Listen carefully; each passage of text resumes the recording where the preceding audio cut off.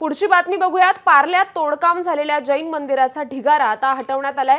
जैन मंदिराच्या जागी आजपासून पूजा अर्चा सुरू करण्यात आली। पालिकेच्या के पूर्व विभागाच्या सहाय्यक आयुक्तांवर बडतर्फीची कारवाई झाली आणि मंदिराचं शिष्टमंडळ उद्या बीएमसी आयुक्तांची भेट घेणार आहे। मंदिर पुन्हा बांधण्याची आणि ताबा सोपवण्याची देखील मागणी करण्यात येणार आहे। मुंबईच्या विलेपार्ला पूर्व परिसरामध्ये दिगंबर जैन मंदिरवर पालिकेकडून तोडक कारवाई केल्यानंतर आता पालिकेकडून साफसफाई देखील मंदिराचा केली जात आहे।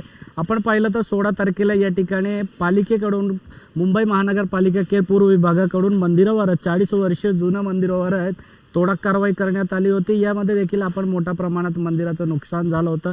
भिंती आपण पाहिलं तर स्ट्रक्चर पूर्णपणे पालिकेने जमीनदोस्त केली होती, पूर्ण तोडली होती। मात्र यानंतर आहेत काल जैन समुदायांकडून आहे तो मोठा मोर्चा निघाला होता। मंदिरचे ट्रस्टी असतील त्यांच्याकडून जाणून घेऊया। सर, कसं पाहता आपण एकंदरीत आपलं मंदिरावर कारवाई, त्यानंतर आता साफसफाई चालू आहे, पूजा पण आजपासून तुम्ही सुरू केलात? आम्ही आजपासून भगवानचा अभिषेक पूजा सगळं सुरू झाली आहे आणि साफसफाई करून घेतली आहे।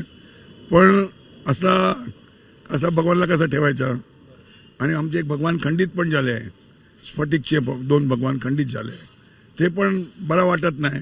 आता पालिकेने एवढी खराब कारवाई केली, आमचे बघा सगळं पलंग, सगळे महाराजांचे झोपाचे पलंग सगळे तुटून गेले। सध्या एकंदरीत कसं या ठिकाणी पाहता या सर्व कामाचं कसं सगळं हे पाहतोय की आमची कमिशनर बरोबर उद्या मीटिंग आहे।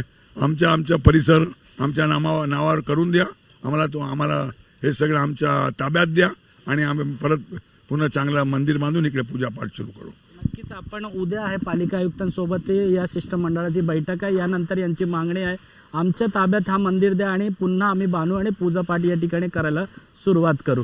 कॅमेरामन कृष्णा खापरेसोबत सत्यम सिंग, एबीपी माझा, मुंबई। एबीपी माझा, उघडा डोळे बघा नीट।